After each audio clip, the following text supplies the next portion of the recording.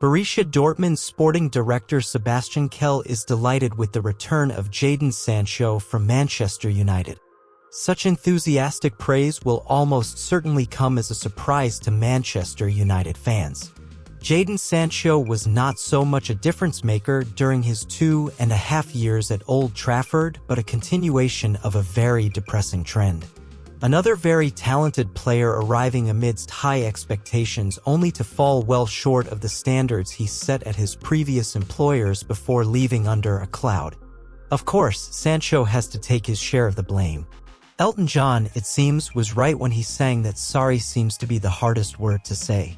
And his return to Dortmund is in many ways a step backwards for a player who, at the age of 23, seems to be approaching a turning point in his young career. Jadon is an absolute difference, and I look forward to seeing him back in the black and yellow jersey soon, Kehl, Dortmund's sporting director, told the club's official website.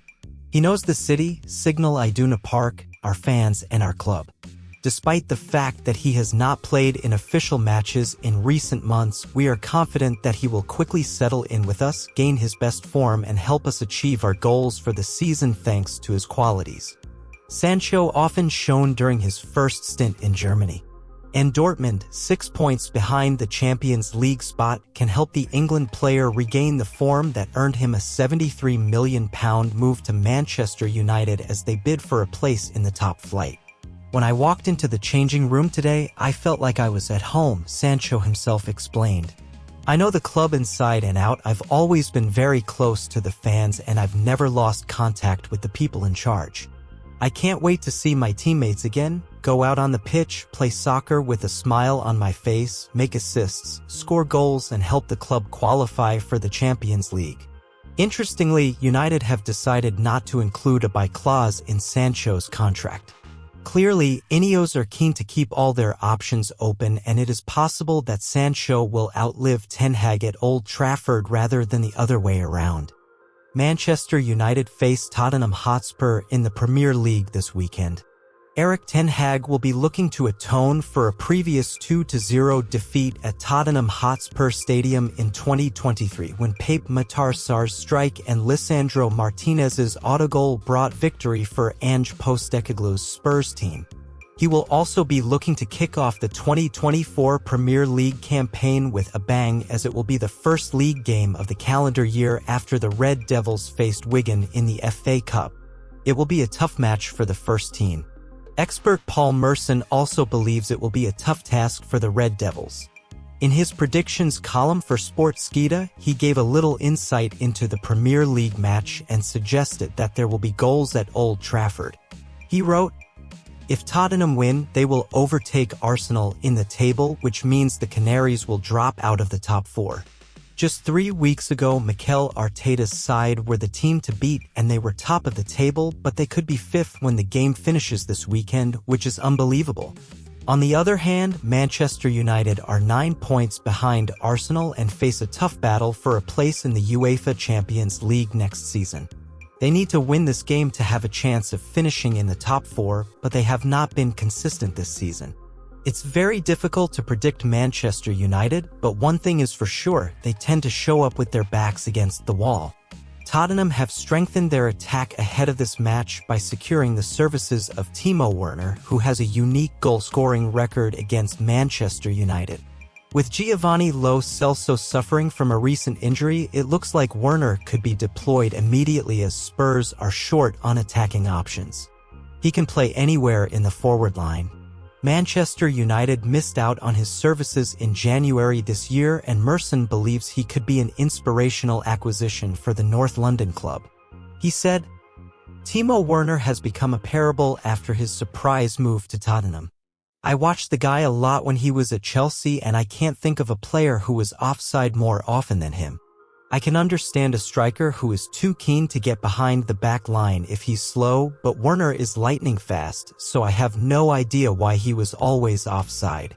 If he manages to sort out this problem, I really think this transfer could be a masterful move by Ange Postecoglou. Time will tell if the German will play on Sunday." Manchester United benefited from the return of Luke Shaw at the end of November, but now he's back in the reserves. Amidst the festive schedule and slow return to form in the new year, much attention has been focused on the exciting returns of Lisandro Martinez and Case Moreau. That the absence of one player has almost gone unnoticed. Luke Shaw has not been included in any of the last 3 matches against Aston Villa, Nottingham Forest, and Wigan Athletic. This week after the match against Wigan, when coach Erik ten Hag spoke about the 4 players he hoped to see this weekend, he described Shaw as merely a possibility, not wanting to fully guarantee that the England player would be ready to return.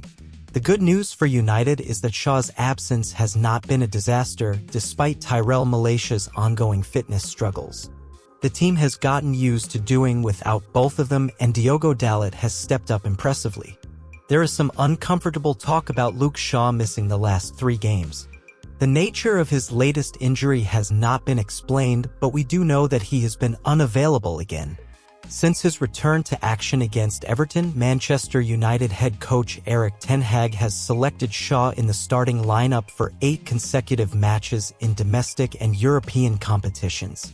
Those 8 matches took place over the course of 1 month, leaving little recovery time between each.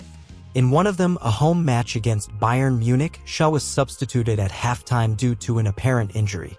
A few days later, he was in the starting lineup at Anfield. United certainly needed all their strengths going into this match, but the cumulative use of Shaw over the last month seemed unreasonable considering he had just returned from a nearly 3-month absence. Back then, United had Sergio Reguilón and Diogo Dalot, and there was no need to release Shaw in the starting lineup in every match. Unsurprisingly, he has dropped out of the lineup in the last 2 weeks.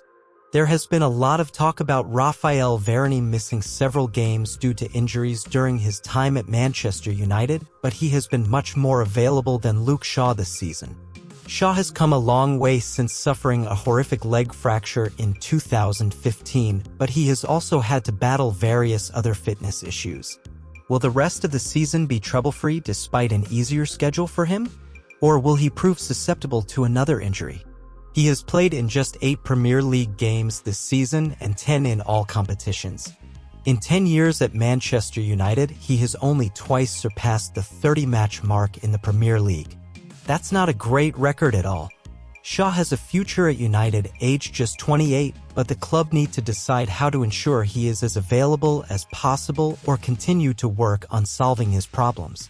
Almeria trio Martin Swiderski, Largi Ramazani and Arnaud Puchmal occupy the final La Liga spot following their decision to leave Manchester United.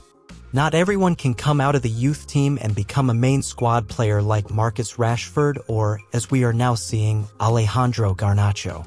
Many talents have to leave United in search of playing in the first team, and there are former promising United players scattered around the world. Federico Makita is in Turkey, Cameron Borthwick-Jackson is in Poland, and James Weir is in Slovakia. 3 young talents have left United to join the same Spanish club for consecutive years, but are now in danger of relegation.